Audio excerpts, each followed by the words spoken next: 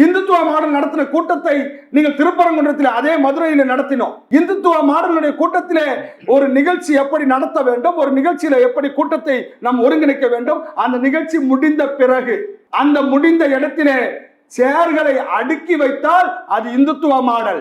அதே இந்த சினிமா மாடல்ல விஜய் கட்சி தொடங்கியிருக்காரு. இந்த இந்த இளவட்டங்கள்ன்ற பேர்ல இருக்கக்கூடிய இந்த ரசிகர்கள்ன்ற பேர்ல இருக்கக்கூடியவர்கள் அவர்கள் இன்னைக்கு கட்சியினுடைய நிர்வாகிகளாக வந்திருக்கிறார்களே, அவர்களுக்கு ஒரு கட்டுப்பாடு இருக்கா? சேர்களை உடைச்சி நெகட்டிவ் பாயிண்ட் தான் அப்படினாலும் கூட நெகட்டிவ் இல்ல.